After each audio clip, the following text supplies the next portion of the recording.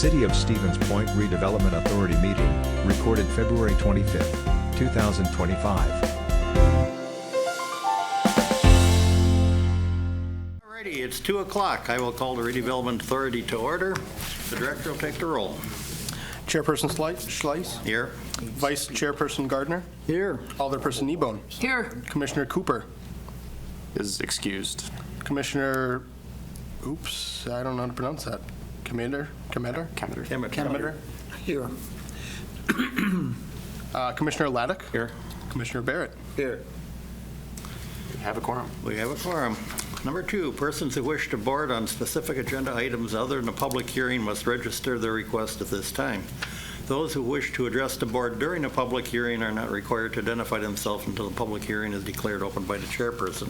We do not have any public hearings at this point. Do we have anybody registered to appear on the agenda? Liz McDonald is registered to speak.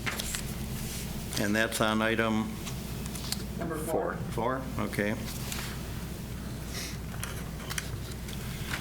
Alrighty, move right along.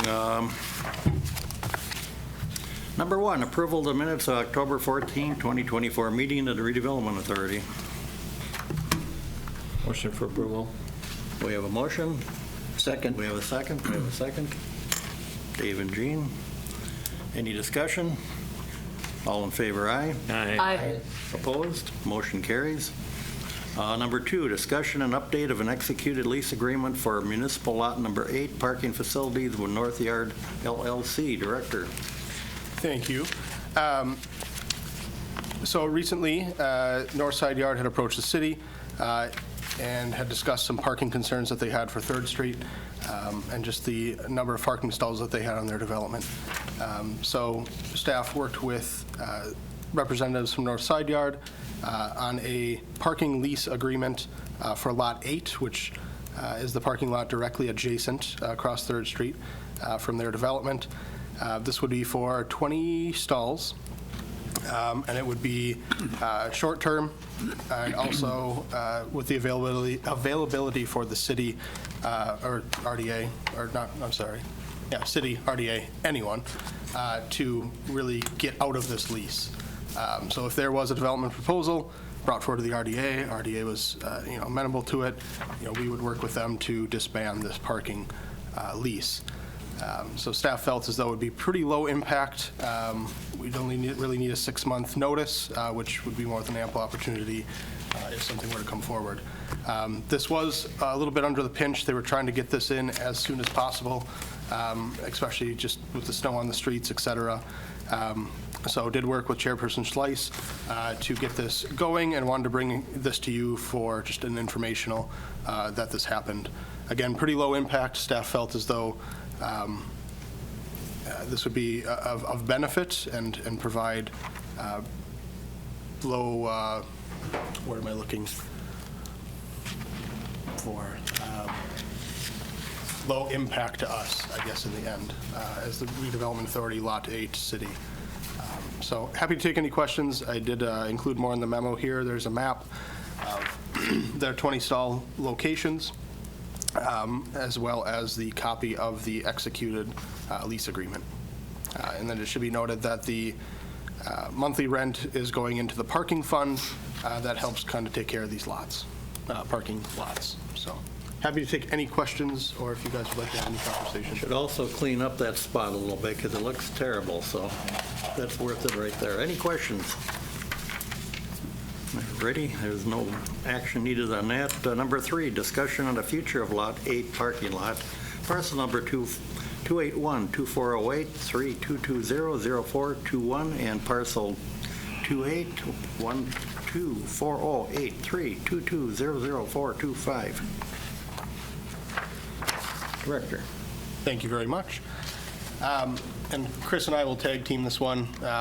He has a little bit more information on some of the past development proposals, but really we wanted to come to you to just have a discussion, ask, what what developments should we be trying to prioritize or trying to go after? So Chris, I'll maybe hand it Sure. off to you to talk a little. So as a part of the downtown targeted area master plan that was approved back in 2024, the fate of lot number 8 wasn't really discussed openly in public for the parking lot into the parcel to the northeast corner of that block. In the past, we had received a few proposals from developers, one of which was an 82-unit apartment building that was sufficient in scale to warrant a discussion. Because there is a massive utility pipe, an 8-foot utility pipe, storm sewer underneath the parking lot. And so we have essentially 2 directions we believe would be beneficial to have sort of your guidance on for the future development of that lot. It's the opinion of public utilities and the rest of the city staff that moving that utility pipe to the right-of-way would be really advantageous for the long-term development of that parcel. But in the short term, if we are going to consider an investment to move that pipe, we do need to see a pretty significant development on that parcel or within the district in order to warrant that cost. And so I think the staff, as we are approached by developers and have this parcel up for discussion with developers, we need to provide ample direction for them whether or not there is a preference towards a larger development that moves towards the street frontage or a smaller development that utilizes that space in front. Because the one guiding principle we do have from city planning documents is that within the downtown district and within the Division Street corridor, the desire for buildings to move closer into the right-of-way rather than set back further away from the right-of-way, especially within that B2 and B3 zoning classification, that central business district. That is a long-term vision. So if we have some guidance from this body to either pursue development that is further set back and is smaller, that utilizes that space up in front in a way that doesn't conflict with the utility pipe, or a larger development that would make it financially feasible or responsible to move the utility pipe, I think we're looking for your direction on that. Commissioners, questions, comments? John? I see your finger raising. Yeah, exactly. What kind of money are we talking about for moving the pipe? Over $1 million, just over $1 million for moving the pipe. And that was quoted in 2023. So Prices have increased. raise that a couple $100,000 or $200,000 at this point. And I will say it depends how it is structured. So if this were to go with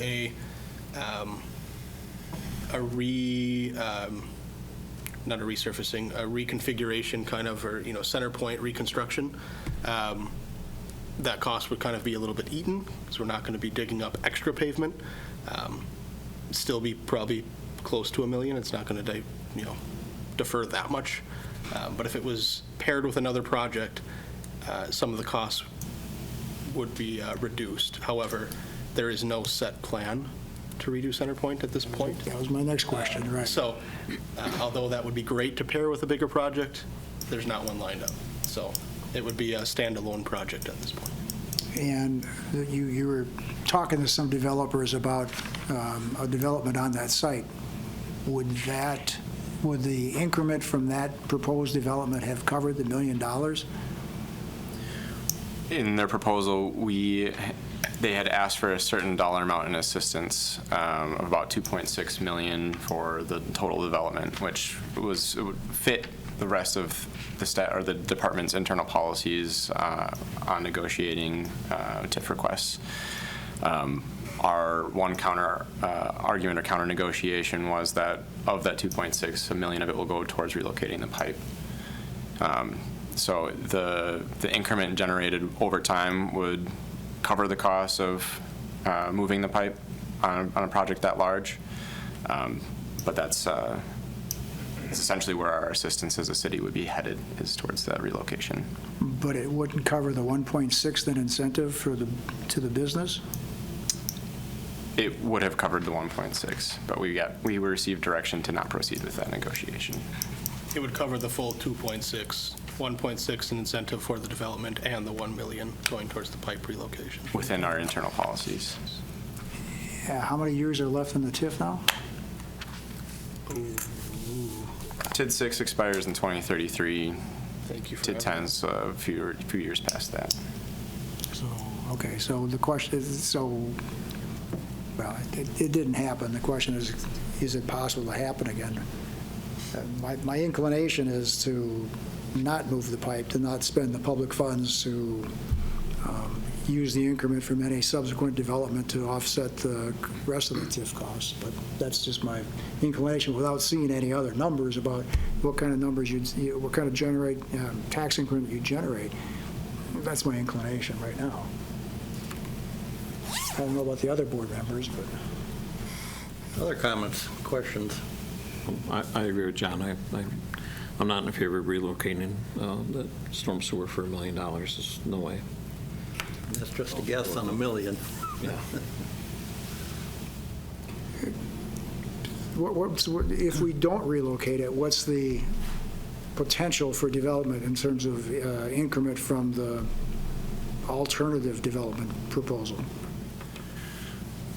So, well, it depends on the total scope of the development proposal that we receive. If we were to receive a large multifamily residential complex that wanted to use that space for parking, for example, we would have a difficult time approving that given the city direction to remove parking from adjacent to the right-of-way.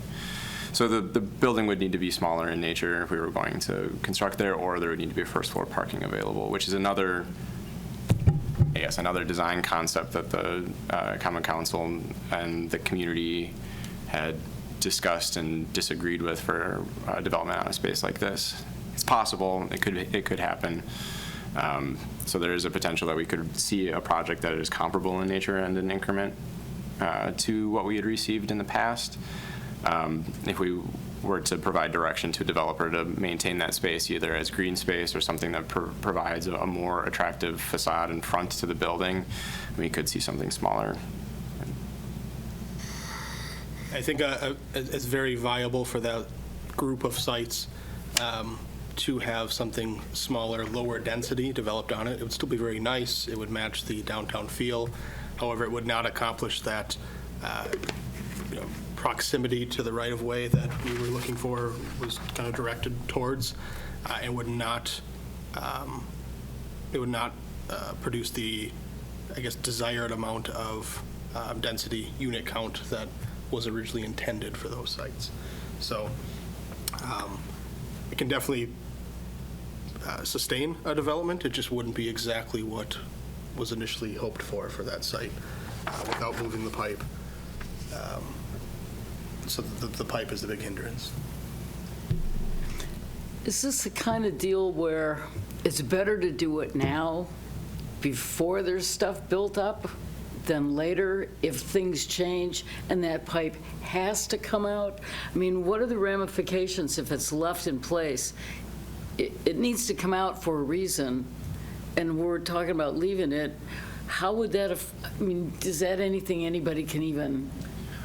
I think in the future we could have Director Lemke come and give a more thorough explanation of why it's preferred to move the pipe. But in terms of developable land and space, that's one of the primary reasons why the pipe should be moved. But the entire reroute of the Moses Creek drainage system, right, is largely inefficient. And once you hit that 2nd Street intersection, there is a lot of renovation to the storm sewer system that would need to take place. And I'll let Director Lemke explain more of the importance of that at a future meeting.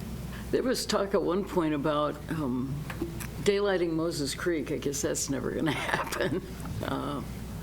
But, I mean, it's one of those things where, as soon as you build something, then they say, oh, no, this has to come out. And then you got to take everything up and put it back down again. I don't want us to... Yeah, I guess to answer your question, I think there are two. The bigger question of the situation, or my understanding of the situation, is that if we were to line up a development as close to reconstruction of the road as possible would be the most beneficial. I don't think that we can feasibly forecast when the reconstruction of that road is going to happen. True. And so we can either choose to help accelerate that project, or we can choose to act on the lot as it stands now and maybe push redevelopment of that parcel down a generation or two.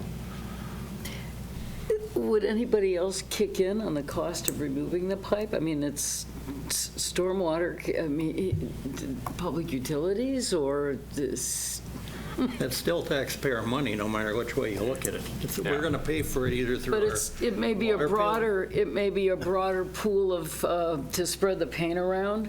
The one tool that the state has available to assist with projects like this right now is the infrastructure access loan. So it's something that we could use to distribute the cost over time. It's not something that's going to help really offset the cost. The taxpayers will still pay for that investment either way from that tool. John? Isn't this a city council decision in a sense that they're the ones that negotiate the tax increment districts, they're the ones that negotiate the assistance, they're the ones that approve those things. We own the property, and yet we're on the tail end of it, aren't we? The RDA I'm talking about versus the city council.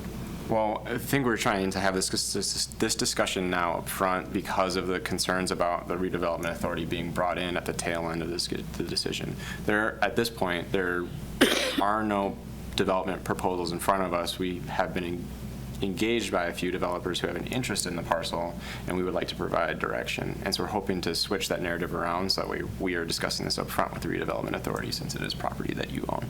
If you all would direct us that you guys would like to see the pipe moved, we'd like to see that higher, closer to center point positioned development.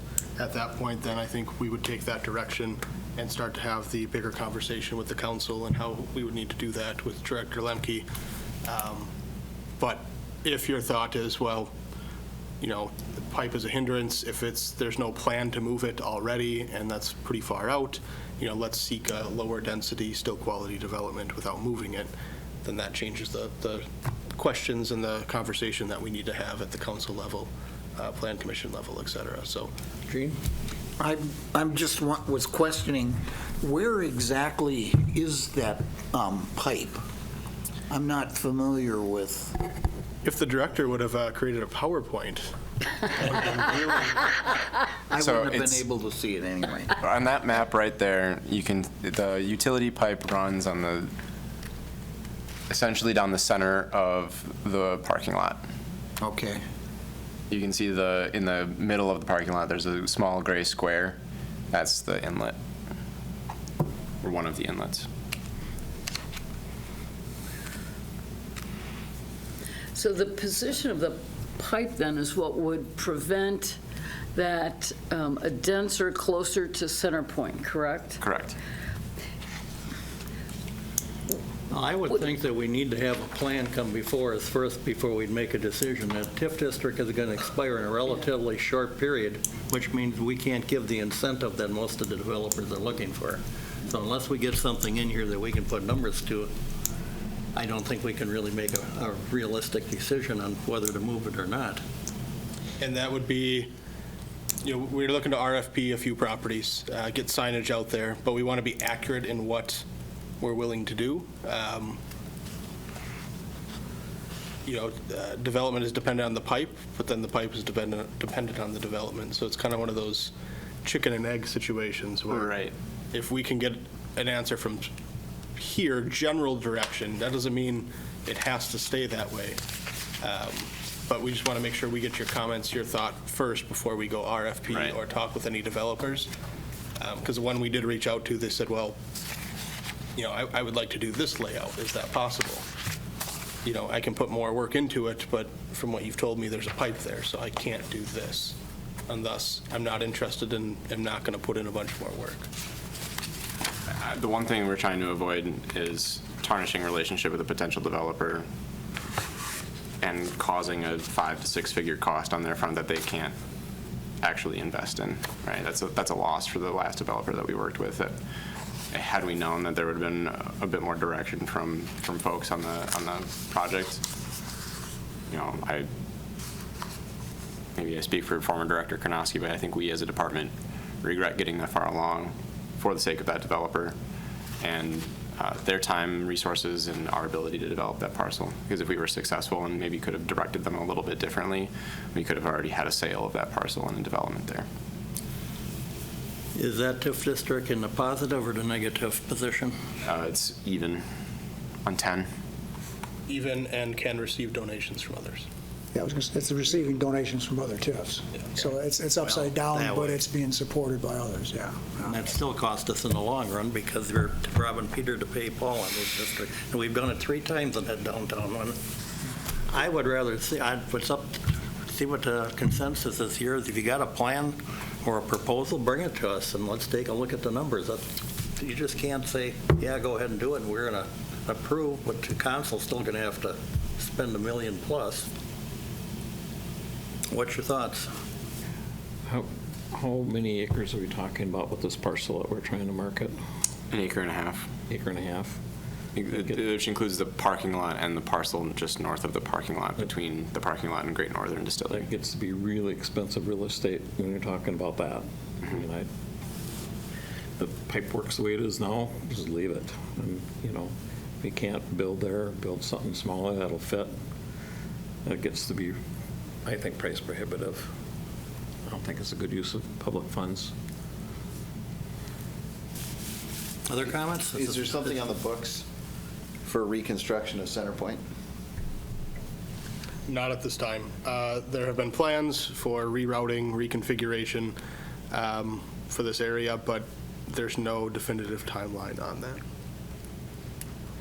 And it would probably be paired with the successful development of the Shopko site and kind of along that riverfront.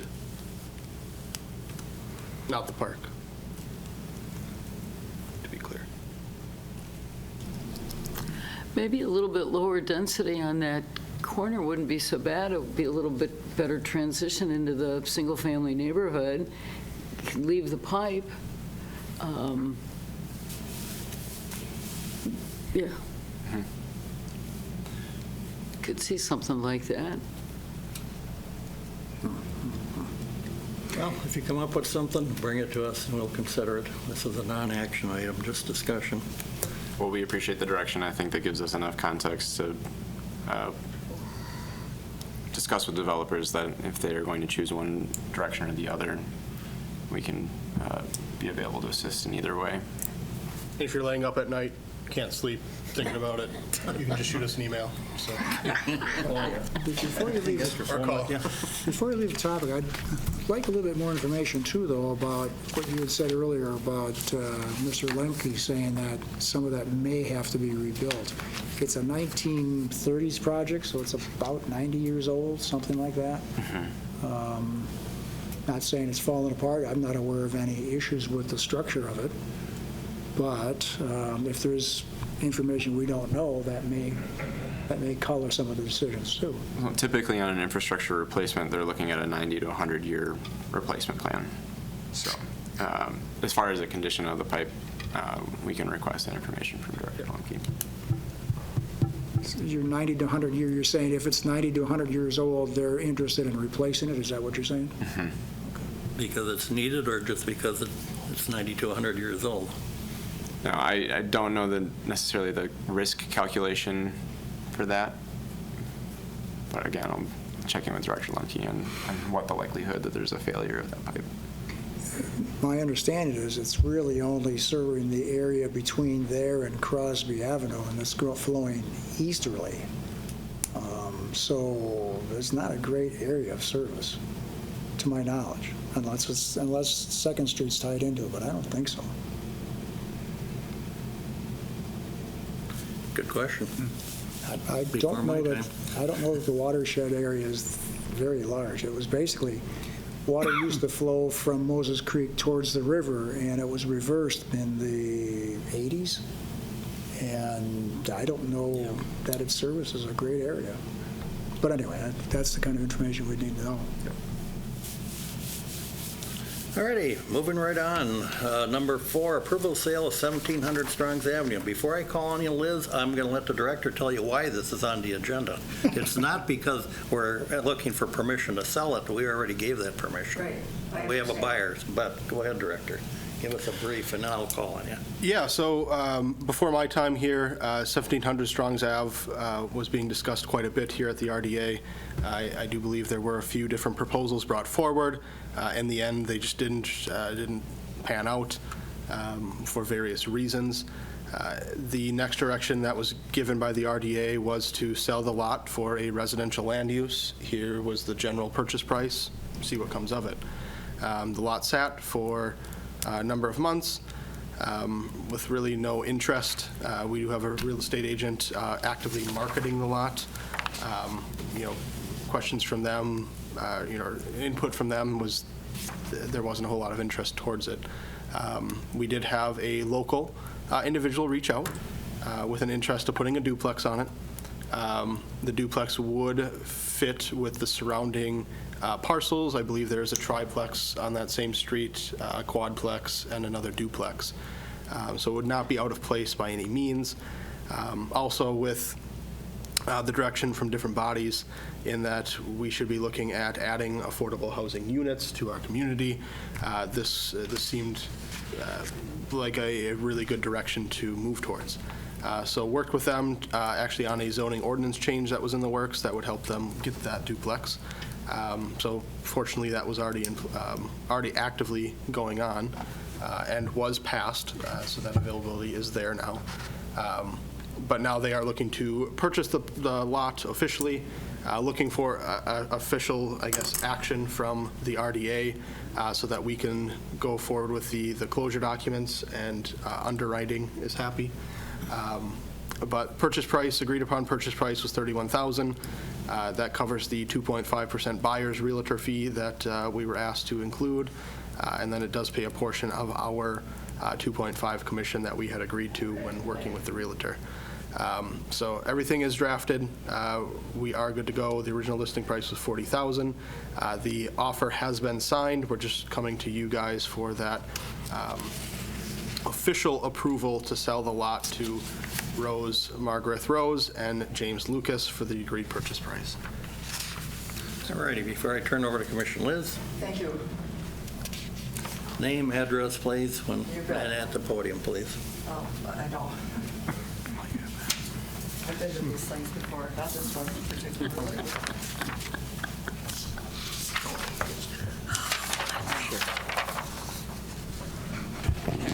My name is Liz McDonald. My address is 1760 Strongs Avenue, just down the street from this particular piece of property.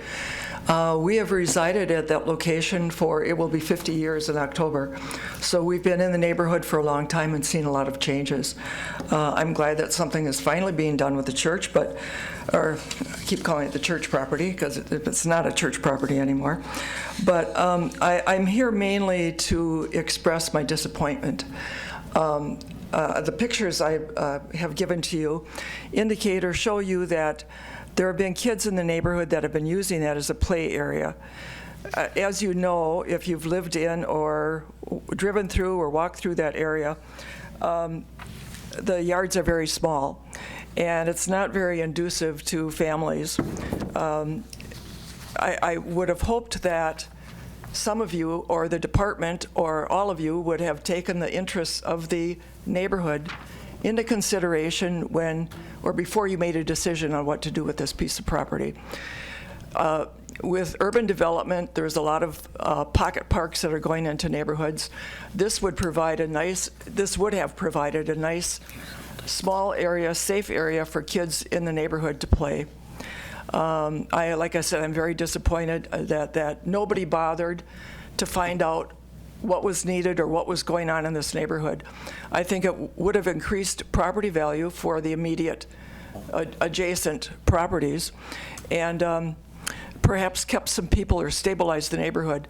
One of the families that lived on Wisconsin Street had 2 young children, and they decided they needed to move where there was more play space.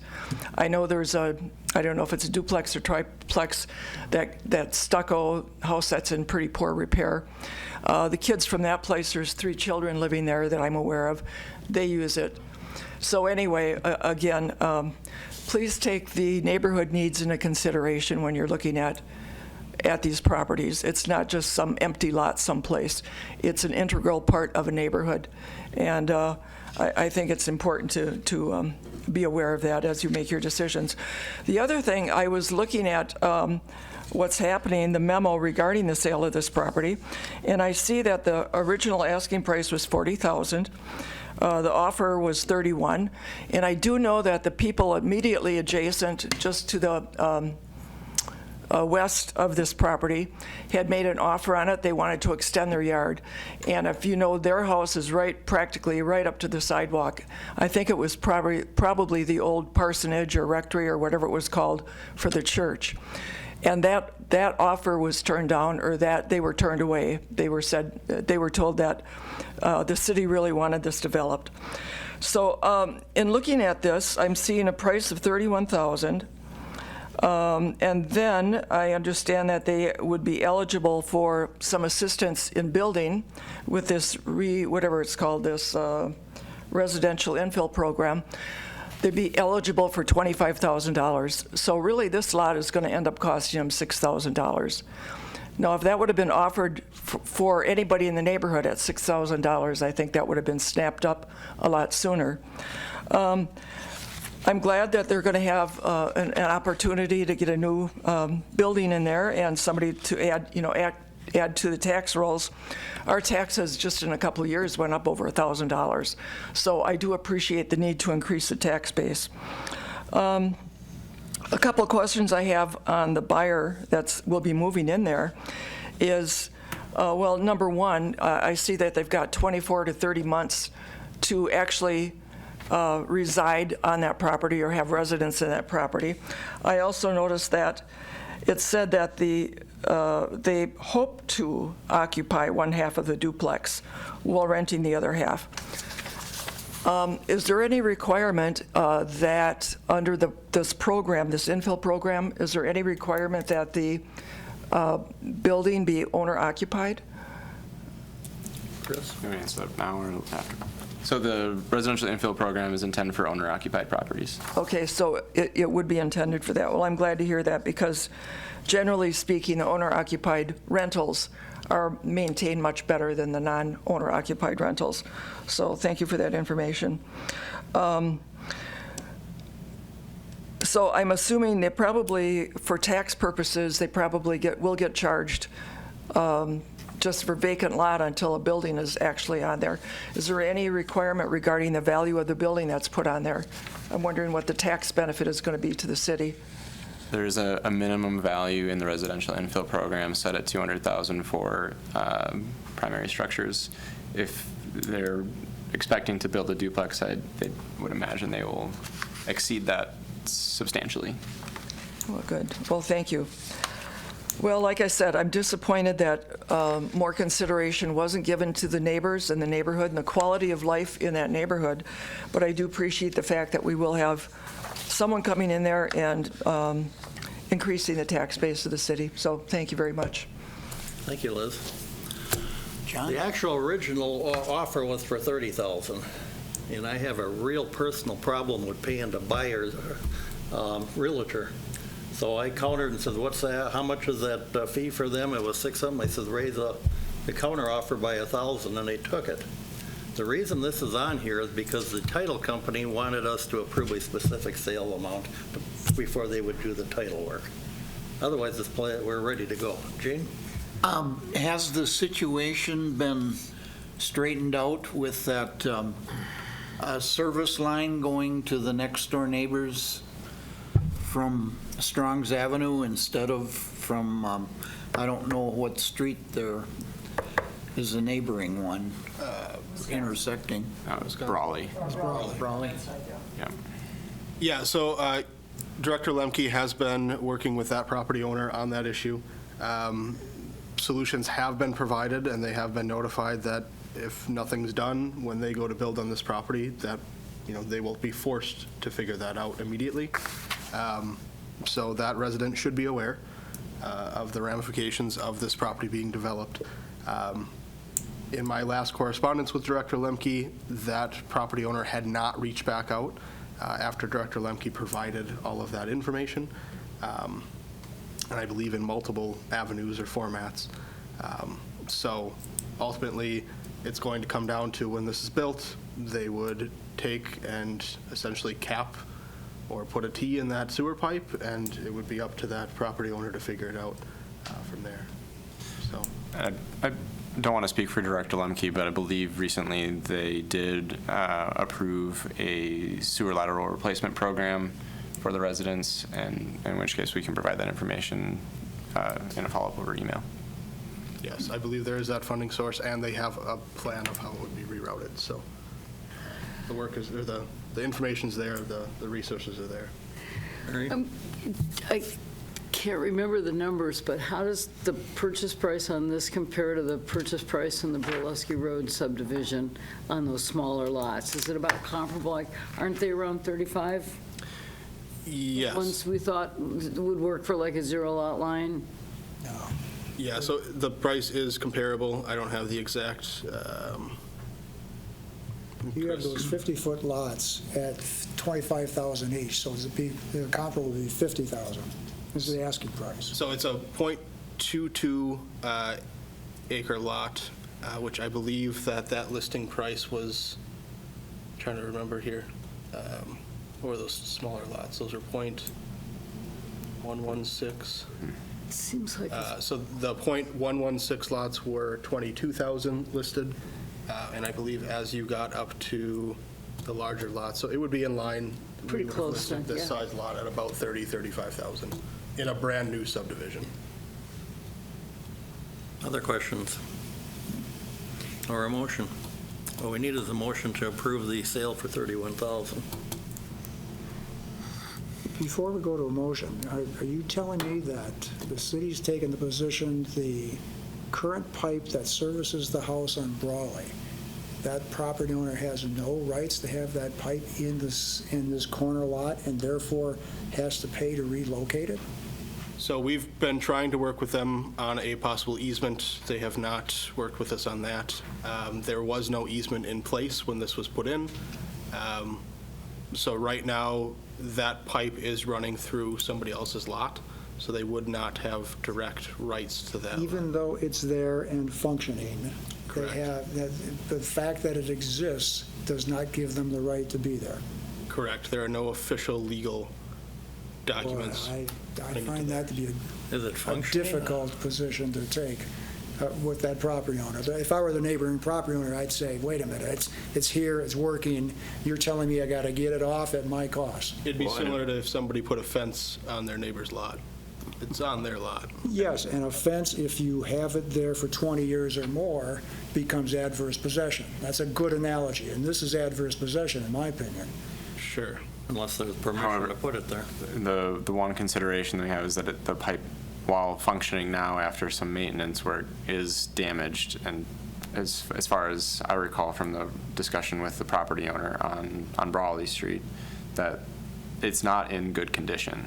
And so there needs to be a movement or something needs to happen with the pipe. Correct. The question is who pays for it. And the neighbor alleged in the past that the construction that the city did for the demolition caused the damage. And I believe that was all worked out with Attorney Beveridge. That was an allegation. I don't know if Yep. it's true or not. So I believe nothing has come of that, and I know Attorney Beveridge has been in the conversation about this pipe. So I would say any adverse protection, or any adverse possession, I guess comments would have come from him if he would have felt that would have been pertinent. Wow.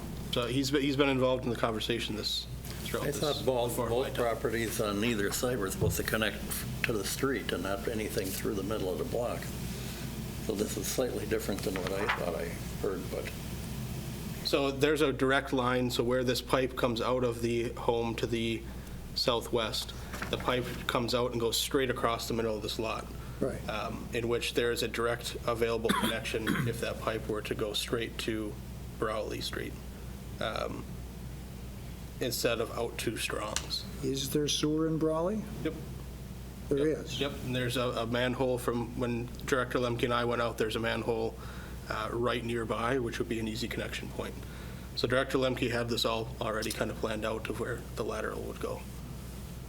And I believe he also evaluated the elevation of where that sewer pipe is in the roadway and where the elevation is of the residential lateral and how it could make it there.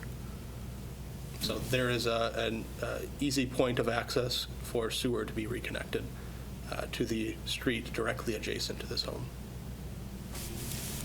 but the city's taking the position that it's the cost of the property owner to relocate it. Correct.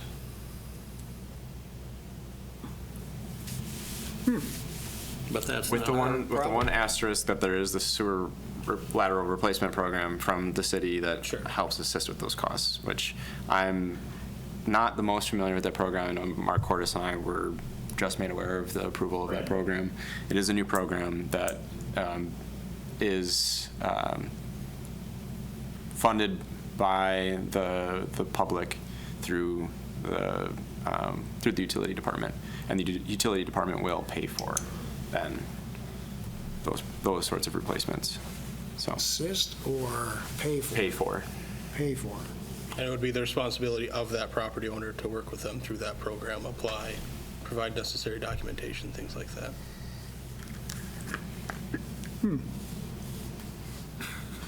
They're working on it, and it's not our responsibility since It's our responsibility because it's, the pipe's on our property. at this point, yeah. I thought they disconnected it. No, it's got to go somewhere. It's going to go somewhere. It's got to go somewhere. And the conversation, I think, is prior, from what I was made aware of, when the conversation was actually happened with this property owner, it was when a development is actually being proposed, then we'll worry about it. Then we'll go through the motions, otherwise we'll just let it be till that happens.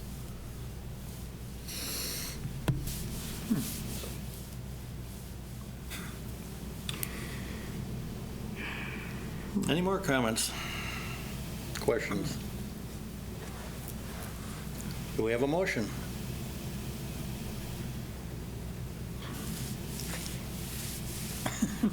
Mr. Chairman, just for background, I did approach the mayor years ago and the previous director years ago about making a park out of this. I used to live in the neighborhood, and I thought a park would be appropriate in this neighborhood, in this location. In 3 different department heads and the mayor turned me down and said they would not support the creation of a park there, and I didn't bring it to the group, and I didn't pursue it any further because I didn't receive the support of the staff. So I did. Maybe I should have brought it to the group and see what you think of it, but I didn't. Having said that, then I'd like to make a motion that we approve the sale of the land to the developer, to the owner, proposed buyers, as proposed here. I also want to include in the motion now that we resolve the existence of that existing sewer lateral across our property that services the house on Brawley Street in some sort of non-adversarial, amiable fashion, so it doesn't cost the neighbor a substantial amount of money to relocate that sewer. My personal opinion is I think he's got some sort of right to be there, given the fact that it's been there for, goodness, 100 years? Maybe not 100 years, but it's been there for a very, very, very long time. So that's my motion. I'll second it. We got a second. Discussion. Director will take the roll. Chairperson Slice, Aye. Vice Chairperson Gardner, Aye. Alderperson Ebone, For the sake of the children, I'll vote no. Commissioner Cooper, Commissioner Kemeter, Aye. Commissioner Laddick, Aye. Commissioner Barrett. Aye. Motion carries. Number 5, approval of modifications to existing housing grant and loan programs. Director or Chris? I'll take that one and get us started off here. So there are a couple of revisions to the grant and loan programs that we'd like your approval of. I'll have Mark Cordes share revisions to the Neighbor Helping Neighbor program, but as a blanket amendment to all of our programs, we are doing our best to be good stewards of the rest of the housing renovation and repair finances that our community has access to. And on the second memo in your packet, just explaining that we are requiring residents before they apply to one of our programs that they exhaust other resources that might be more appropriate for their project. We have, without this being within the document, we've had that conversation with community members probably every time that we have someone apply to our programs, that they should be reviewing programs available from CAP Services, since those are state and federal funds that are being passed through our community and may be more beneficial to them for a comprehensive rehab. Other than that, Mark, if you want to share some of the amendments that you're proposing for the Neighbor Helping Neighbor program.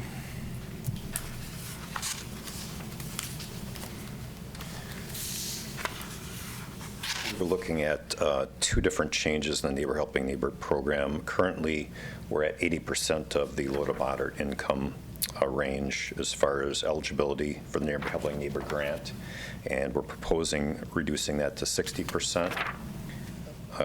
One of the reasons is just being better stewards of the program. Another is it would allow, right now, currently, if somebody's in that 60 to 80% range, they can go through the grant or they can go through the loan program as well as get a grant, so they can essentially double dip. And just based on the number of grants we issue, which is a dozen or more a year, over the period of time that this has been in place, I think 4 or 5 years now, there's only been 2 grants that would be affected by this, and both of those were where people would have been excluded. And both of those grants, people paid this out of pocket. In my estimation, it didn't appear that this funding was critical to their project. And I would say most everyone else I work with, this funding is very critical to their project. And again, it's just being better stewards of this grant program. And then lastly, something that came up was that we had somebody that replaced a roof and the property was sold very shortly after, like 30 to 45 days after. And obviously the roof replacement was, I believe, a condition of the sale. So we'd like a clawback provision in that if somebody sells the property within 1 year of the grant being issued, that money would have to be reimbursed back to the Redevelopment Authority. Pretty easy for us to track. We get the special assessment letters. We see these grants in there, so we do know that they're there. We see the time limit that is imposed, and it was the first time that I've noticed that this happened.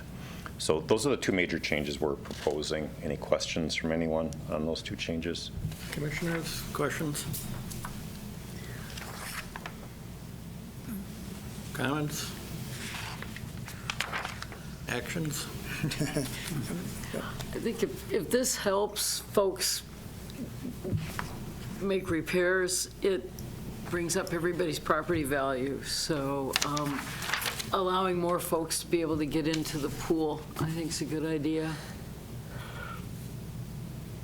I will point out the income change that Mark Cordes is recommending for the Neighbor Helping Neighbor program. We still allow them to access the housing modernization loan program too. If that's still a tool they can access at that 60 to 120% area median income.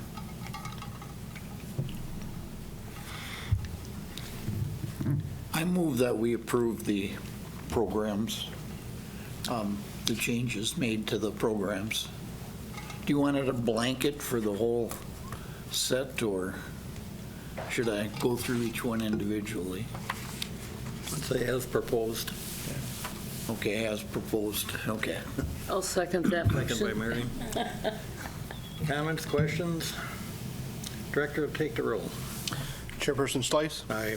Vice Chairperson Gardner. Aye. Alderperson Ebone. Aye. Commissioner Cooper. Commissioner Kemeter.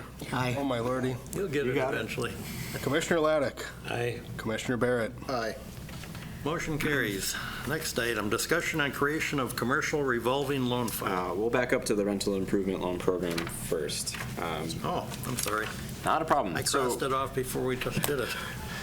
Hopefully that's not a telling of the opinion of the program. So the rental improvement loan program we had discussed maybe about a year ago now to date, with the feedback that the commission was hoping for a little bit more clarity about what we can provide for, I guess, our review of the applicant's income, making sure that the landlords who are accessing this program are local landlords, and a few other comments that were made to ensure that whoever is receiving or accessing this program is doing their best to serve the city of Stevens Point residents.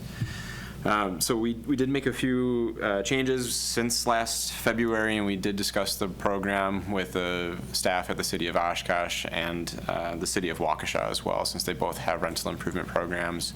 The city of Oshkosh has a program that is similar to Cap Services' historical program. If you were to access the program, then you agreed to only allow residents below a certain income threshold to rent from you.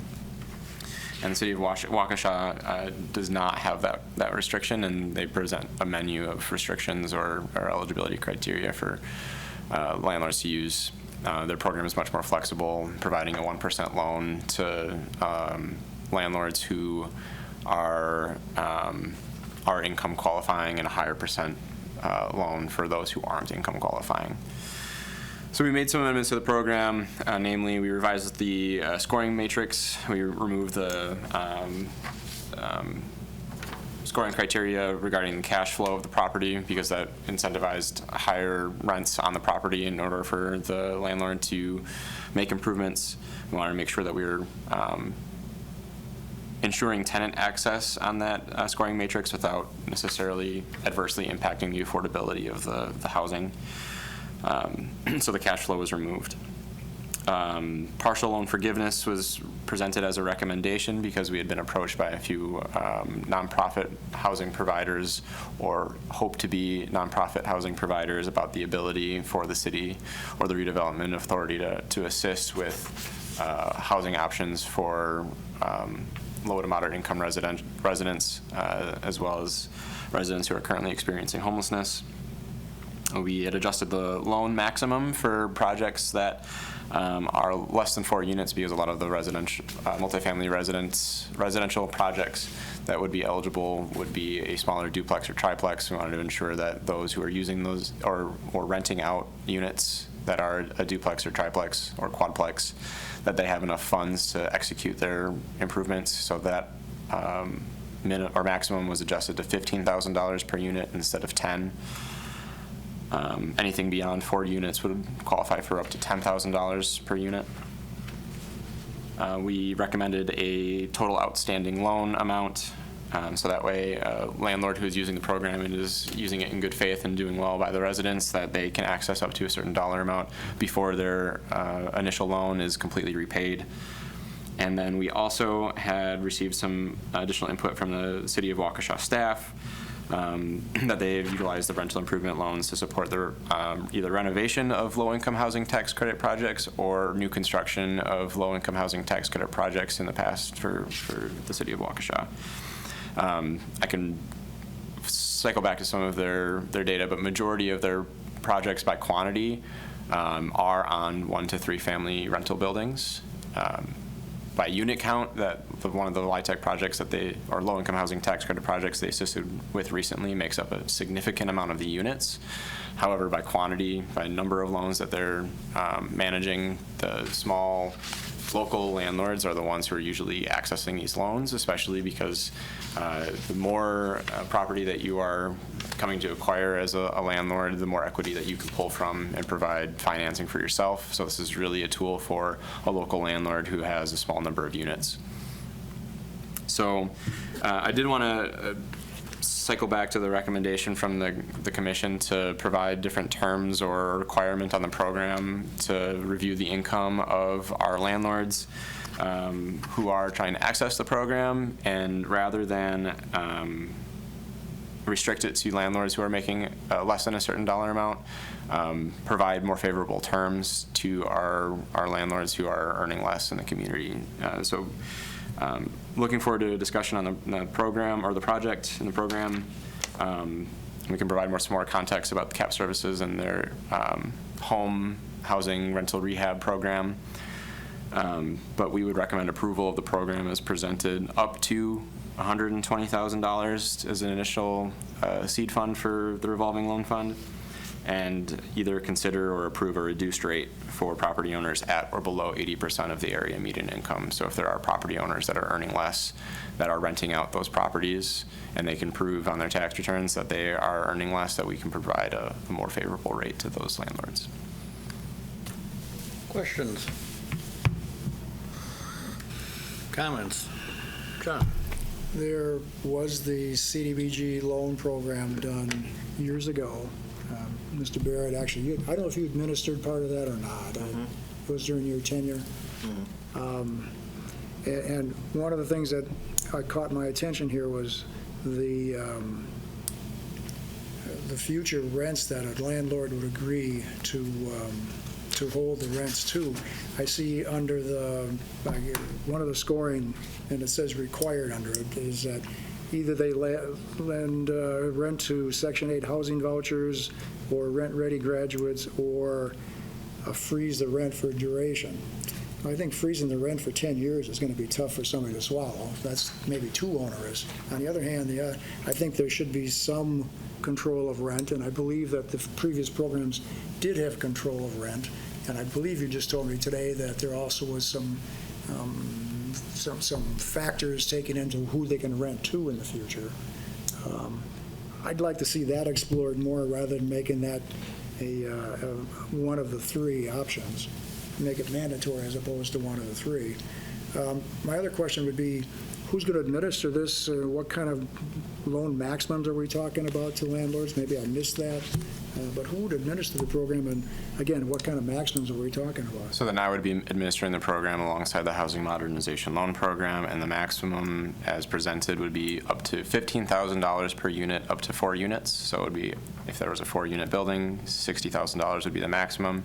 Anything beyond 4 units, up to 8 units, would be up to $10,000 per unit, so it would be a maximum of $80,000 per loan. And then there'd be a total outstanding balance. So if we have a landlord, say, that uses the program, is improving their properties well, they have the ability to access up to $120,000. So as we grow the fund, that is the total outstanding balance that they could have. And what's the balance of the fund now? The balance of the fund right now, since the program is not approved, is $0. Okay. But we are recommending a seed of $120,000 for the fund. To start. So getting back, let's make it simple. Duplexes. Somebody comes in for duplexes. How much would the maximum be? $30,000. $30,000. So you have the potential to do four loans if they Correct. all went to the max. Correct. And the match here would be they could get into the loan for as little as 25% as their own match, their own seed.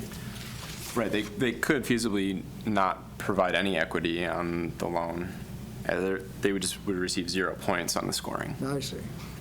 Was there a match required, do you recall? There wasn't a match requiring.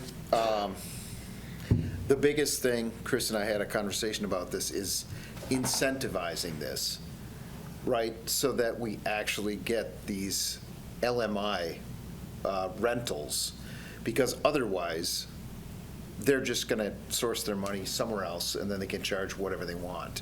So if we give them options, give them some options that they can choose from, they're going to give a little, they're going to get a little, right? And I think that was a big component that was missing from the program that CAP operated, was it was a hard line. This is what it's going to cost you. We're going to give you this money at this rate, but now you're stuck renting out these properties for this period of time or until you pay it back, right? And I think the work that they did speaking with these other communities and seeing what worked in those communities really shows. I mean, this is a great menu to choose from, and kind of balance your risk that way as a landlord. And we also talked about how it is the smaller landlord operation that is going to utilize this funding. If they've got 40 rentals, they're going to self-finance, right, through their line of credit. So this is really helping that smaller landlord get established, do a better job on their properties, make the property more livable, and as a bycatch, we get more LMI units in the city. Do you see the requirements here fixing them to be LMI, or do you? Well, it depends on if they want to qualify. If they want the low interest and they don't want to have to rent to LMI, they're going to get they're not going to get accepted into the program. I want to clarify on this point, because in our menu of options, we do not require rental to someone of low to moderate income. That's my But that is concern. quite intentional because of the conversation that we've had with other municipalities. The city of Oshkosh makes that requirement, and they have no users of the program. Right. Period. Right. City of Oshkosh, or City of Waukesha does not hold that requirement, but they do hold other requirements or recommendations, and they have users of the programs. So I guess what I was speaking to was the pipe dream, right? That's what we want to see out of it, is that we hold them to offering more affordable rental rates. So Yeah, how do and we I think do that's that? the position that we're trying to take Yeah. with the program as presented, is that we're trying to hold rates lower by providing lower rate financing, not requiring necessarily to rent to someone in that income bracket necessarily, provide residents some flexibility in where they can live, and that landlord, especially in a community our size, if they only have 2 or 3 potential residents that, exceed that LMI threshold, then they can't rent to anybody. So what if it was structured so that it was a percentage off of their normal rental rate in order to participate? So not LMI necessarily, but you have to agree to reduce your rental rate by 10% or 5% or something, right? So it is holding it down a little bit, but it's not going as far as saying, well, you have to rent Section 8, right? So now you're gonna be stuck with that, and it's a little concession. It's not the full measure, but it's a little bit of a concession. I don't know if you explored that already. I mean, so we have. Okay. It is included in the scoring rubric and the criteria on the impact to monthly rent. Oh, there it is, less So than 10%. that is something that we have incorporated in the program as a scoring measure. Yep. We could certainly add in But you the can't enforce option in under tenant access improvement if we wanted to make that recommendation that if you do want to hold your unit for somebody at or below 80% the area median income, we could make that as one of the access improvements too. That's certainly something I we guess could I add. should have read this first. No worries. I saw Mark Horst's hand in the audience too. So those are all great points. There's a couple things from a practical standpoint you have to consider being a landlord, is when you say I want to rent to LMI, first of all, you have to displace somebody from their housing in order to do that, unless somebody that's LMI is already in there. From a landlord perspective, keeping people in housing is the most profitable thing to do. And we met with landlords, a number of local landlords. So this just wasn't something, I mean, Chris talked to their communities. We met with local landlords that live right here in this community, small landlords that are interested in the program. And we said, what's going to work for you? First of all, they didn't want to be put in a corner. Right. That was really important. They wanted a menu of options. They liked that. As far as fixing the rent, I think, John, you brought that up. 5 years is about the maximum they would agree. But I think it's better than nothing, because 10 years down the road, I mean, look what's happened in construction costs in the last 3 years. So, that becomes difficult. Look what's happened in real estate costs in the last 3 years. So it's difficult to project beyond 5 years. The ability to hold that rent steady, or if we're looking at the Section 8 or rent-ready people, those people are almost always in the LMI category, so they're participating in that. They're going to be in the LMI already. But there's also the consideration, if you're fixing that rent at a reasonable rate, I'll use myself as an example. I have 9 rental properties. In the last 7 years, I've had 5 tenants move out.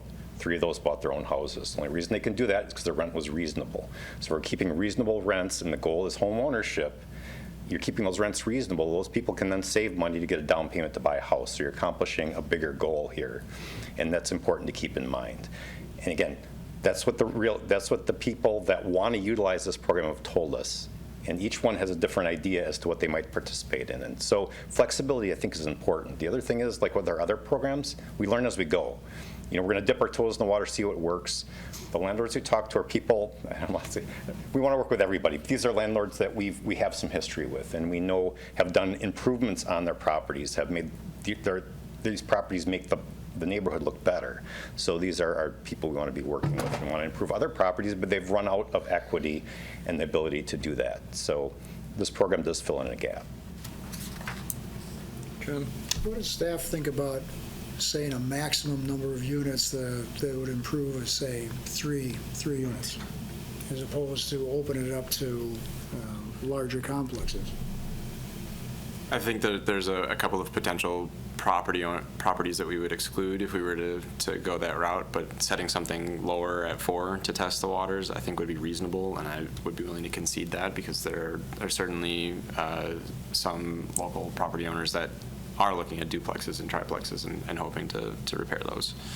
So I do think that we would have some potential users still if we were to have the program available just to 4 units or less. I would also point out, I appreciate the question or the statement about a 10-year loan being, especially if someone freezes the rent for up to 10 years. With our housing modernization loan program, we have a 5 or 10-year option. We can be very flexible with the number of years that we're repaying back. So we could just list the program as up to a 10-year loan rather than a blanket 10-year loan. Yeah. With our management software, it's really easy to track that. It's not a problem. I would think freezing for 10 years would be, I don't know anybody would accept that. No, that's pretty long. That's a long time. Mm-hmm. My question, if you could clarify it on your memo, it says partial loan forgiveness, qualified nonprofit organizations Yes. be eligible for a partial loan forgiveness depending on the loan terms that they would prefer, either 5 or 10 years, but that's kind of an open-ended. So it's a little less open-ended, listed in the program. So we were approached by some of the management at the Monroe House as a very concrete example of a program and property that's hoping to assist residents who are either homeless or at risk for being homeless, and assisting them in finding a strong home to live at. And the options presented are at the last page of page 3 of the program, or page 22 of your packets. Qualified 501c3 organizations that provide benevolent housing, which is defined in the state statutes, may be eligible for partial loan forgiveness. Only organizations that provide proof of nonprofit status and financial audit by a CPA, reviewed and confirmed by the city attorney, are eligible for loan forgiveness. Forgiveness may be provided by one of 2 methods: 5 years of completed loan payments at 100% of their loan payment amount, or 10 years completed at 50% of what their loan payments would be. So those would be the 2 options they would have to select from in order for a nonprofit to qualify for partial loan forgiveness. So they would still be repaying 2% on the duration of the loan, depending on what option they select, and receive effectively a 50% What's your grant. typical term of your loans? What's that? What's the typical term of your loans? 2% at 10 years is a typical loan. At 10, so, okay, so what you'd be suggesting here, if they do it on 5, paying 100, we give them 50% back, Essentially. or canceling and not returning, okay? Yep. Other comments, questions, thoughts? Well, just to further on that, if the purpose of the loan is to create a revolving loan fund to make it sustainable, is this going in the opposite direction? Should we deal with forgiveness on a case-by-case basis? The RDA would do that and not make it part of a staff decision, a case-by-case basis. Yes, it certainly does put the program at less sustainable if we were to go with this option or availability. This was an option that was discussed with Chair Schleiss and Mayor Wiesa as a way that the program could benefit some of those users. It doesn't need to be included, but it is one avenue that we think that would be a landing point for, I guess, loan forgiveness at some point. And it certainly doesn't need to be at the beginning of this program. We do know that to have the fund established, we do need to have a positive track record, and we need to be receiving full repayment of those loans. And so if it is not of interest at this point in time, that could be stricken from the program. I think I'd personally be interested in striking it, but you apparently were involved in those I conversations. was, but it wasn't a short term like 5 years. I didn't have in mind that when we met with the mayor, and just kind of bounced it off because I know he was approached by the Monroe House and looking for something on this. I said, well, if it'd be something that they could prove that they we're doing the moderate income rentals and all that for a longer period of time, like at least 10 years, then you could look at it at the end of 10 years of them paying 100% of their loan, if they went out to a 15-year or something, but you got to have a longer period, so our money is making sure that these rentals are reasonable. In those terms, under the partial loan forgiveness or rates or alternate rates for nonprofit housing providers, we could certainly review too as we go along. Provide maybe some alternatives at a later date. That 50% is a heck of a bite coming off that apple after 5 years. Is staff looking for a motion today, or is Yes, this what's your- food for thought, or where are we at today? Staff is seeking a motion, and recommended was in the memo as presented with a seed fund of $120,000, and either consider or approve a reduced rate for property owners at or below 80% of the area median income.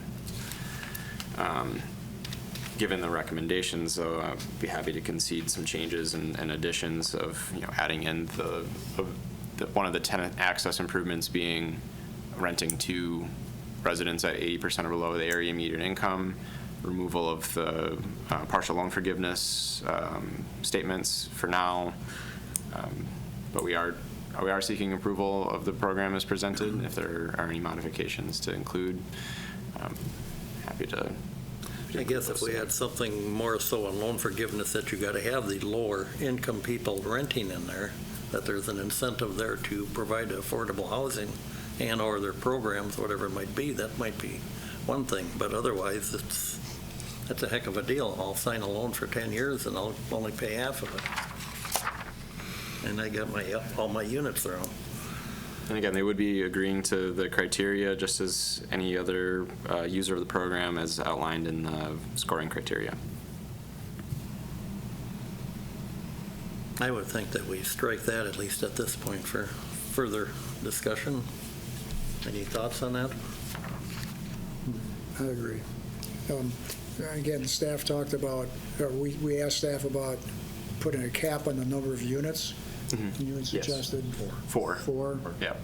I don't know how that affects this particular one you were talking about, but it obviously wouldn't. But getting back to the former program, it was more the mom and pops in the neighborhoods that we were trying to improve the properties. And that's who utilized it Yeah, when they did. yeah, when they did. It does, so the decision to restrict it from 8 to 4 does limit the availability of the program to, say, the Monroe House as an example, because that is an 8-unit building, as far as I think that's the full count. 24 units. So we do have a larger, possible user of the program. So in the future, there might be some flexibility that's required of this program to be available to a project like that. But at this point in time, then with that specific example, I have no reservations about moving down to 4. But Just have 2 quick comments. There is a local landlord that has a number of 8 units and just improved one of them. Actually, he's the one that kind of brought this originally to our attention about improvement of offering some program. He has a number of 8 units in the community. He just improved one of them significantly. And I can say just from knowing him, his rents are significantly under market rate rents. And the one he just renovated, 1 to 2 bedrooms, and they were in like the $550 to $650 range with utilities included, which is well under market rates. And he just stuck about $86,000 or $87,000 into an 8-unit. He does have other properties he owns. He is interested. So, that's just one example that I'm aware of. The other thing is from Monroe House or any nonprofit, a possible consideration would just be removing equity requirements, because what a lot of nonprofits are dealing with, and I'm on the Monroe House board, is we don't have a lot of money, and it's given in donations and it's earmarked for certain projects. So removing some equity requirements or any equity requirements, but then getting rid of the loan forgiveness, I think that's fine, because again, revolving loan, that makes sense.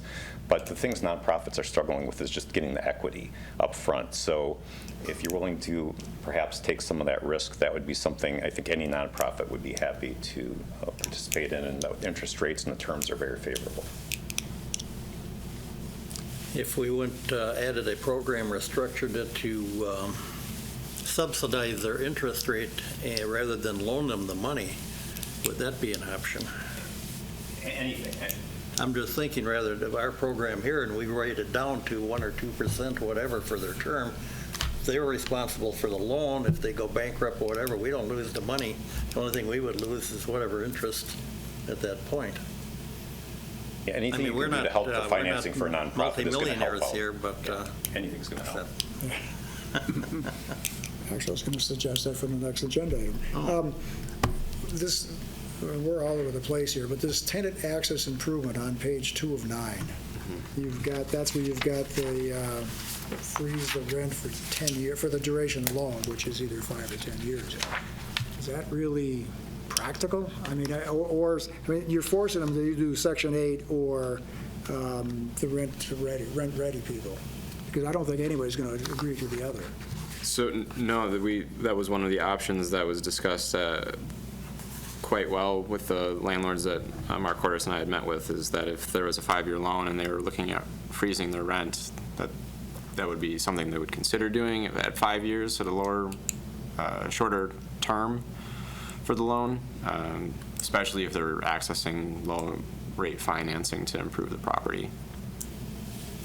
So you think that's a practical, people will buy that, you're saying? Yes, I do think that it is practical. Okay. I'm surprised. Yeah, I understand your skepticism. It is definitely not a very attractive option because of the risk that it involves, but for accessing low-rate financing, it's the benefit is still there for the landlord to access it. You can always buy their way out, I guess. Right. Yeah. And that would be one of the questions we get the most often with our loan program is, can I make extra payments? Or am I stuck in for the full length or full term? And the answer is no. If you want to make payments back on your loan, we'll certainly take the money back sooner rather than later and get it to the next homeowner or property owner. Other questions, motions? Well, what have you got for the summary of the discussion? There's concerns on the tenant access improvements for not requiring an income requirement for the tenants as one of the concerns. The striking of the partial loan forgiveness, reduction in the number of units improved as a maximum of 4 units rather than 8, but understandably that there are some landlords that have 8-unit buildings that may benefit from the program and have expressed interest in it. That there was a discussion on the rather than freezing the rent, scoring or requiring little to some impact on the monthly rent of the units rather than freezing the rent, noting that we do have it in scoring criteria. And I believe that sums up most of the conversation.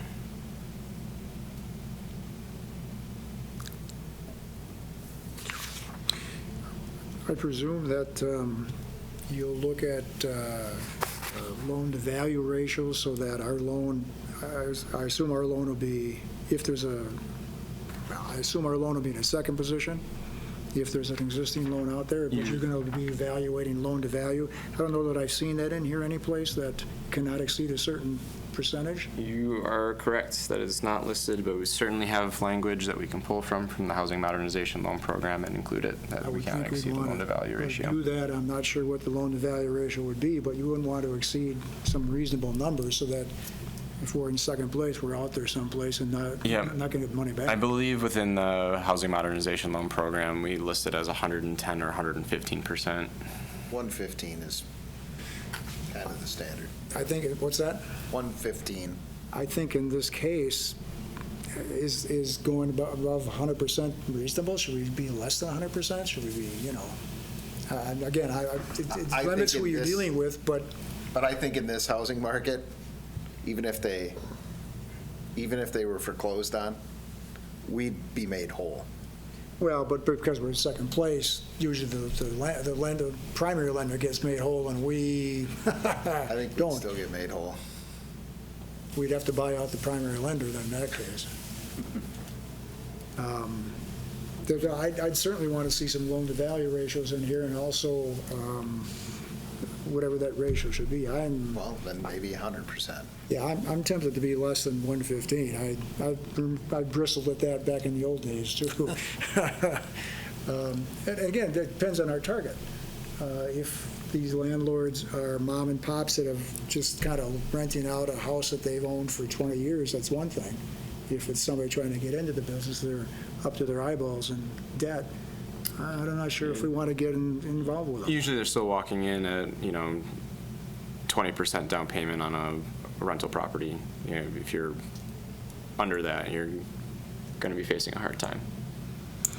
Well, and I'm not particularly interested in helping people become landlords. I'm more interested in targeting people that have been landlords. I'm not interested in seeing properties converted from single family to rentals.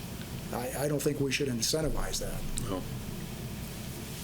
And I guess if by having a lower ratio, we probably aren't doing that then. And again, I'm deferring to you, Mr. Mayor, because of your experience, but it's an issue not only for security of the loan, but also are we incentivizing people to get into a business that I don't know if we want to incentivize them to get into. I'd rather see houses stay owner-occupied as opposed to become rentals. Right. Even if they are affordable. And so by having a lower But it is a loan-to-value double-edged ratio. sword. Pardon? It's a double-edged sword. How do you incentivize them to fix it up? Right, Right. exactly. And then not jack the rents? Yeah, that's exactly right, And so loan-to-value ratio is another thing to add into it. I personally would like to see it less than 100%. Definitely, I would like to see it less than 100%. I don't know how the rest of the board feels. And again, we're kind of winging this thing here. I'm a little uncomfortable with all these changes without having time to think about the ramifications. Well, if you'd like, we can make those changes and we can bring it back at the next RDA. That's what I'm going to suggest, is we do that rather than take formal action, and take a look at an addition of also a write-down of interest versus a loan. Some Yeah, kind of if it's a conditions. bigger project and it requires a write-down, I think, in my opinion, a case by case. Yeah.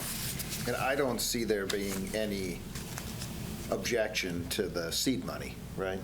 I mean, that sounds reasonable, so it's really down to these finer details, I think. All righty, we'll bring that back for action. Actually, at our just next to meeting. address something that Mr. Cordes said, rather than limiting it to 4, maybe say up to no more than 8. That allows someone who's got a good landlord that's providing better housing at a lower rate, that helps the landlord and it helps the tenants.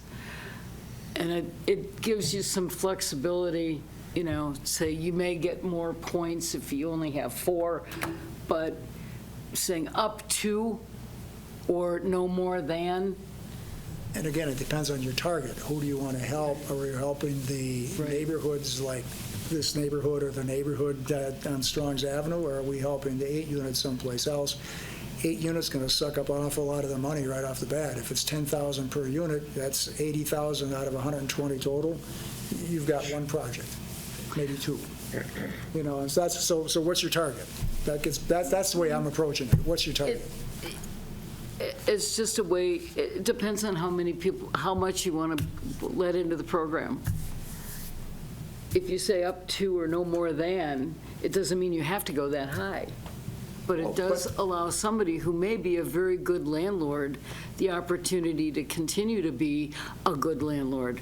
I mean, I'm okay either way, but I just, based on what Mr. Cordes said, it might be nice to have a little bit of flexibility there, but And I I'd think go either way on it. to that point, this can be a fluid program. So, I mean, if we start out with 4 and we see some more interest, we can bring that interest back to you guys, say 8, here's Right.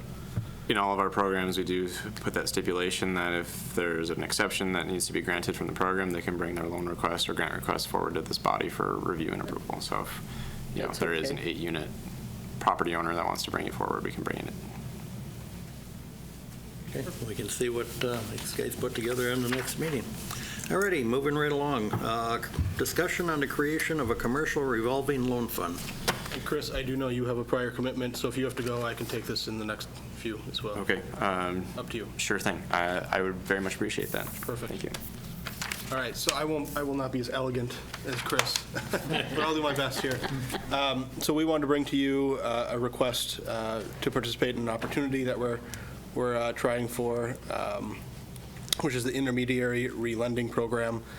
So to kind of start this off, Chris, before my time, had went through a downtown targeted area master plan that was jointly approved, and through that development of that master plan, it was brought to our attention that there is an additional need for financing for business development, rehabilitation, especially in our downtown.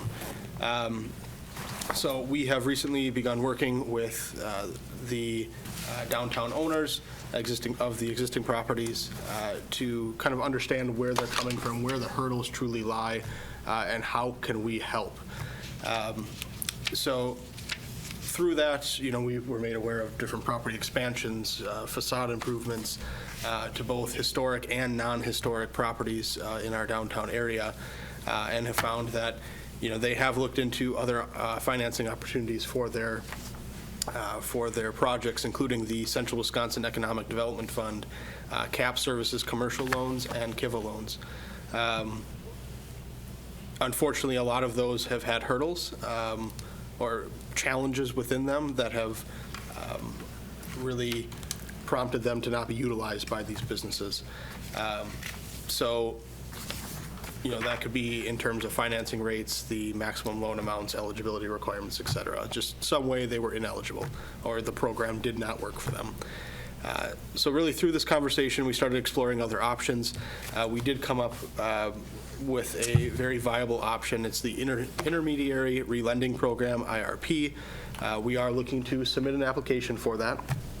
As with any application, you do have the scoring criteria. One of the scoring criteria would be equity, personal stake equity towards the program, or in addition to what program proceeds you're requesting. So really what they were hoping to see is a 50% match. So if we were to request $500,000 from this IRP program, they would want to see some program match of $500,000 or more. We feel as though we can be competitive without requesting that 50-50 match, looking at the scoring criteria, but we are in need of some match to be competitive. So what we're looking for from you guys would be to dip into some of the RDA funds, utilize $250,000 as a match for a $500,000 request for this intermediary relending program, and then that would be put into the overall $750,000 for this commercial revolving loan fund we would be looking to establish. Again, trying to focus on more favorable terms, financing rates, eligibility requirements, maximum loans, just really trying to work with these businesses to help them improve their commercial spaces, improve our community as a whole. And of course, then it would be a loan program, so of course be paid back. If by chance, of course, the intermediary relending program is not successful, staff would still like to consider establishing a revolving loan fund without the federal support. And our hope with that would be one of the scoring criteria was your experience within this, relending or commercial revolving loan program. And unfortunately, we do have very little at this point, but if we could move forward with a smaller dollar amount, gain experience, the application will continue to be rolling. And as we increase our scoring for this program, we feel as though we'd be more and more competitive as time goes on. So the request would be to utilize $250,000 out of RDA funds to participate in a match towards the relending program application. And if that's unsuccessful, we would still like your permission to utilize that $250,000 to start a smaller, or use that as a seed fund to start a smaller commercial revolving loan fund without the federal support. So happy to take any questions. I know Chris has been looking into this quite substantially, so I may not be able to get perfect answers to you, but I will give you everything that I have. To me, we had a segregated fund for that purpose within the general city accounts. It's been a while since I've been involved with those funds, but I thought there was a separate fund that we did just for Main Street. So we have a facade improvement grant, which is part of the historic district, that is coming out of one of the TIF districts. However, that would not be, there's some pretty strict eligibility requirements for that, and would also take a lot of the eligible projects off the table, as a lot of these businesses are looking to do interior renovations or projects that do not qualify as a part of that program. The facade grant program, though, is a city, it's city-funded, right? It is a city-funded So program. you could change the criteria if you chose. We could, yes. I would say, again, that it's coming out of the TIF district. It is currently a grant program, not a loan program. We do have businesses still taking advantage of that and wanting to take advantage of that. We're just looking to diversify the programs in which we're offering and the amount of projects that they could do. So instead of a grant program, which that currently is, and which will end when the TIF district ends, 2033 or a little bit prior. And then I guess what we're trying to do is think forward to have a loan program established in which we have projects out the door already, and we are receiving interest back to support the program and grow the program further. So.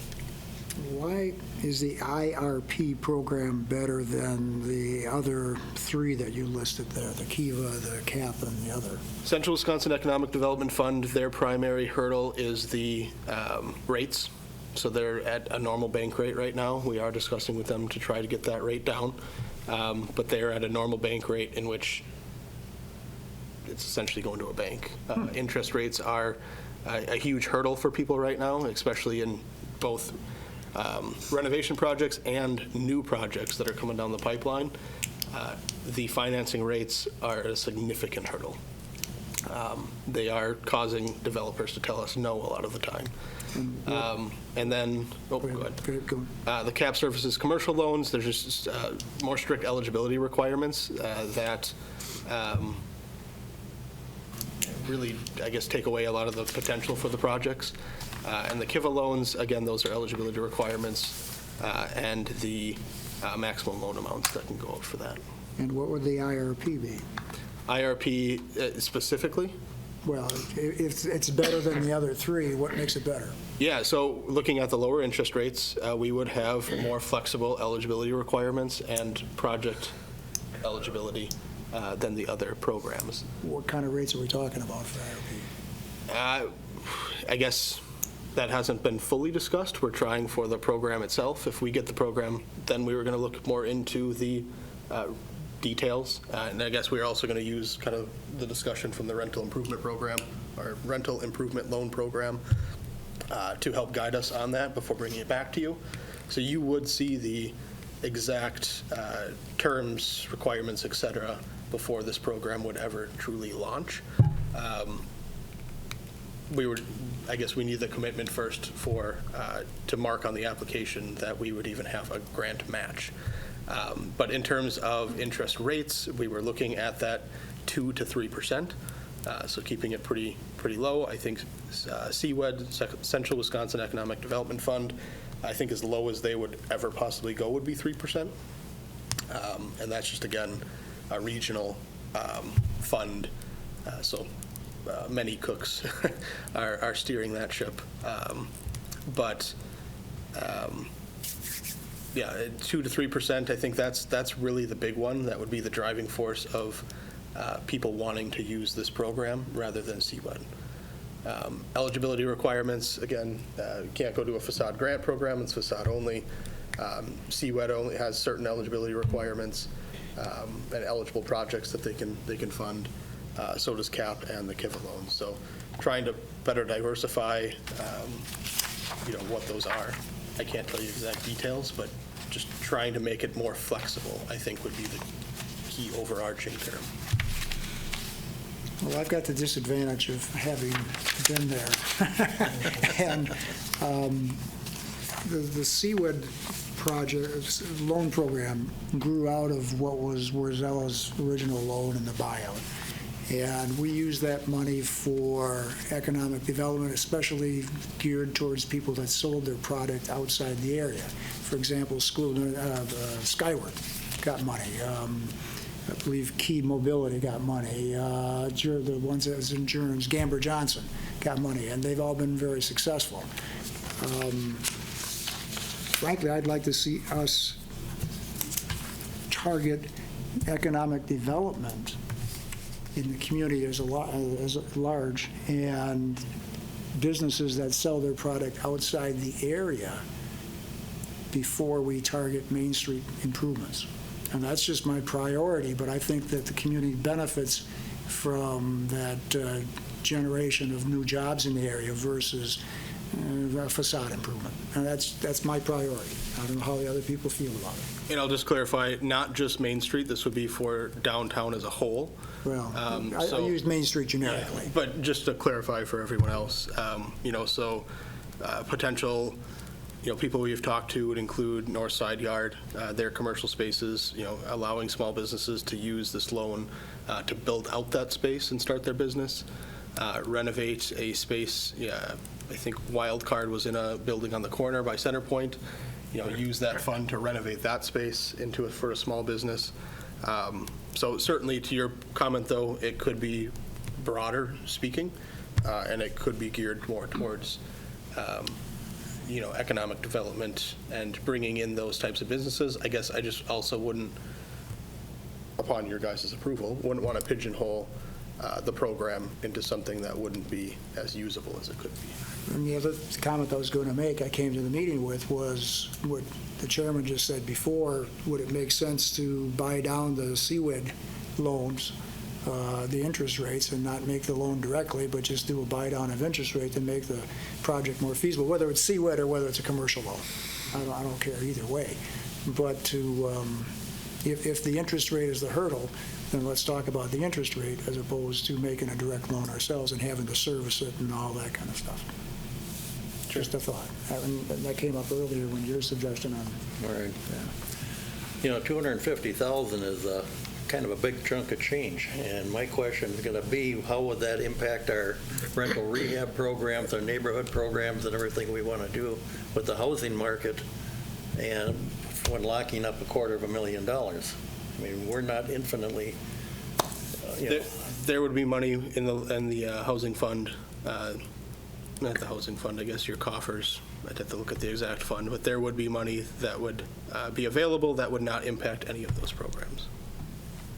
Assuming that there's not a big take-up on those other programs. Right. I don't know where we're at, where the total funding is, and maybe we should have a sense of that. We need to go back, and we typically had before with financial reports as part of our meeting, and then we can see where we were at monthly, but also at least a balance sheet report, at least quarterly or whatever, so we know where we are. Because right now, well, $250,000, what the heck? Pretty soon we'll be talking real money. It's real difficult to make a decision and saying, oh, well, if we've got $6 million sitting here, $250,000 isn't that bad, but if we get $1.5 million, you're taking a big chunk out of there. Sure. Yeah, we can bring back that finance report. It gets back to the priorities of the RDA, too. Right. Is it downtown? Is it economic development? Is it housing? Is it these special projects like we talked about on the south side? And is the new downtown association, or however they're redoing everything, are they going to be applying for grants all over the place? And they would offset, wouldn't need our money. Possibly. Hopefully. Hopefully. Yeah, hopefully. Okay. So what I'm hearing, I guess, is you guys would like a little more information on where the coffers are at before truly deciding on this. Definitely. Okay. Makes sense.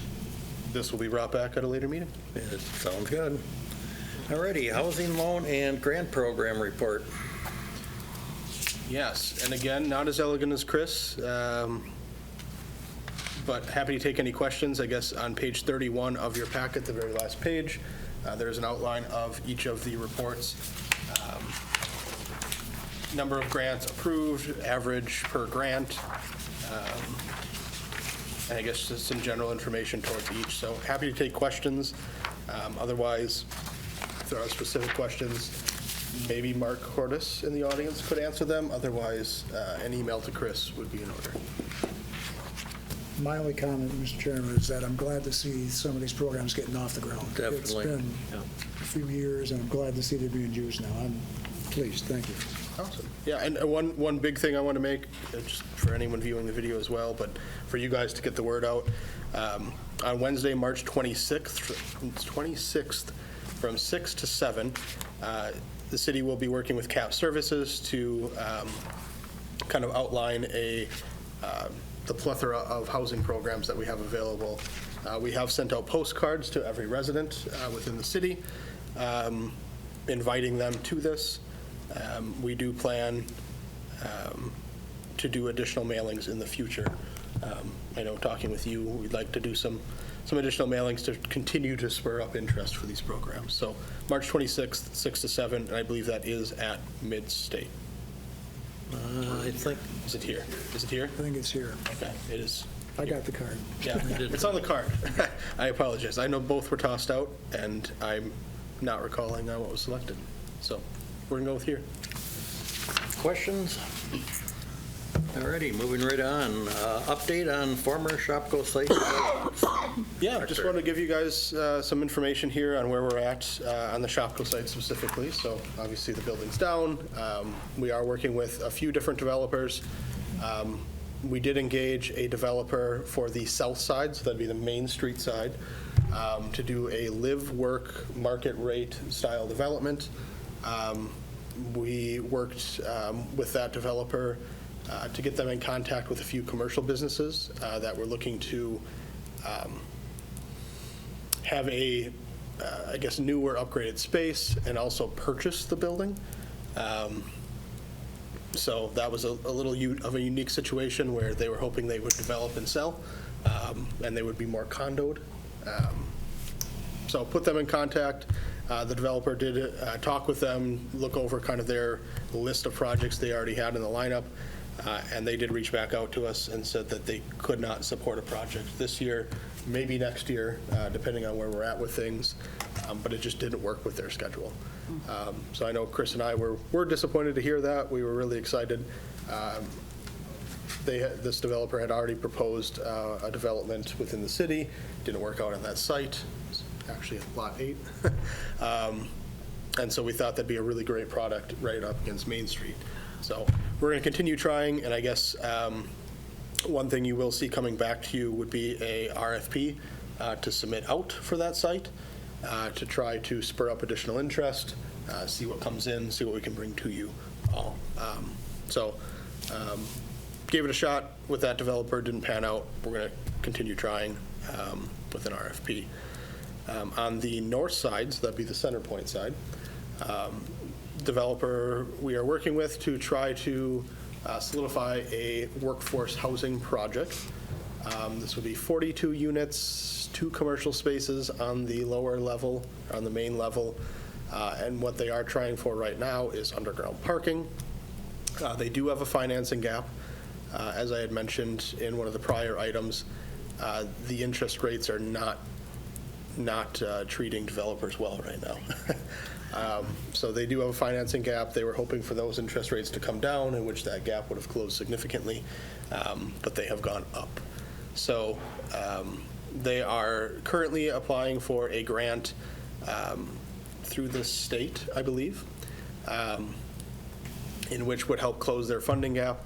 We are also waiting on the EPA Brownfields grant, which we will not hear about till May, to hear if we have received that, which can assist towards cleanup. If we can't assist towards cleanup, that would also price the project out, as they would have to try to pay for the, to do underground parking, the remediation of the soils, the parcel. So we are waiting on 2 grants. With one of the grants, we could do the project with no underground parking. With both of the grants, the full project, underground parking, everything can move forward, in which then you guys would see that proposal come forward. So until they have better idea of that, we haven't brought anything truly forward. I know I've talked with a few of you about the affordable or workforce housing project. I know there is some concern amongst this group. I know those that I've talked to, I've expressed my thoughts towards that. You know, this workforce housing project, I think we typically think of as, you know, the people making $2 an hour, can't afford anything, trash the place. But I guess the perspective I would bring to you, which we also brought to Wapaka when I was there, is these are not those people. They are your standard teachers, your admin staff at the fire department, at the dentist office, kind of the critical individuals that you see day to day, but you don't really think about, in which they need housing too. I had joked that, and nothing against teachers, but I have friends that are teachers. You know, again, they live modestly. That, you know, they definitely are a little more penny pinching than most.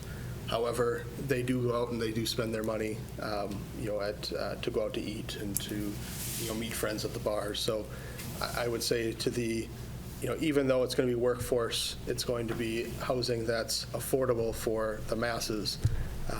You know, I do still anticipate them spending their money, and also would counter with the argument that, you know, those making a lot of money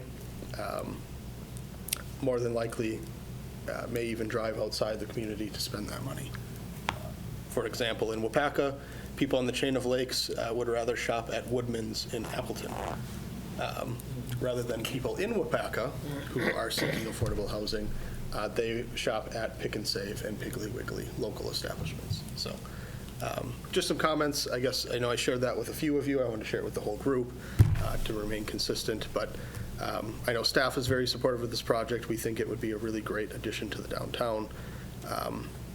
Still working on that financing gap, and more will come to you in the future. But of course, happy to talk with any of you at any time about those projects.